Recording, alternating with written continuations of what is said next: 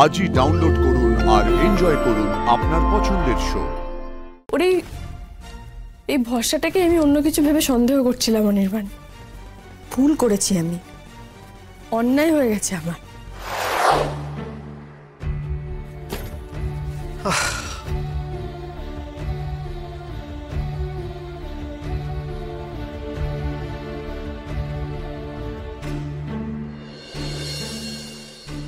কি হলো?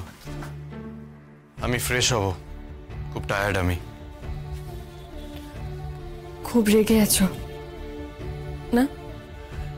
রাই, ভালো লাগছে না এখন এসব নিয়ে কথা বলতে, খুব ক্লান্ত লাগছে। অনির্বাণ, আমাদের জীবনে এই কয়েকটা বছরে আমরা একে অন্যকে অজস্রবার মাফ করেছি, ক্ষমা করে দিয়েছি। এইবারটা না হয় আর একবার হোক। একটা ভুল হচ্ছিল আমার, ভুল ভেবেছি আমি অনেক কিছু ভুল ভেবেছি। পুরনো তিক্ততা, পুরনো অভিজ্ঞতার কথা মনে পড়ছিল বারবার আমার। পুরনো অভিজ্ঞতার চোখ দিয়েই আমি নতুন সিচুয়েশনটাকে বিচার করছিলাম, কিন্তু আমারই বোঝা উচিত ছিল।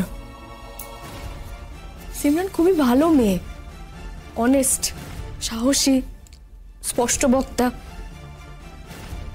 আমাদের দুজনের ওপর ভরসা করে এই বাড়িতে এসেছে ও। ওরে এই ভরসাটাকে আমি অন্য কিছু ভেবে সন্দেহ করছিলাম অনির্বাণ। ভুল করেছি আমি, অন্যায় হয়ে গেছে আমার। আর এর জন্য আমার তোমার কাছে বা সিমরানের কাছে মাপ চাইতেও কোনো লজ্জা নেই। রাই, তোমার এই ম্যাজিকের মতো চেঞ্জ হয়ে যাওয়াটা না আমি ঠিক নিতে পারছি না। ট্রাস্ট মি, আমি বিশ্বাস করতে পারছি না তোমাকে।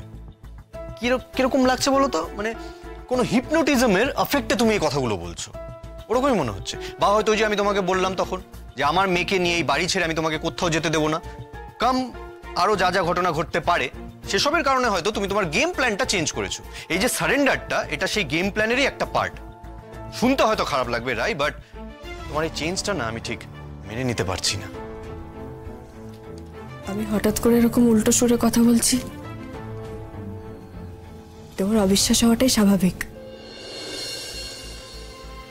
কিন্তু এটা কোনো গেম না। আমি যা বলছি মন থেকেই বলছি। ভুল বুঝে মাপ চাওয়া ছাড়া আর কিছু করার নেই এখন আমার।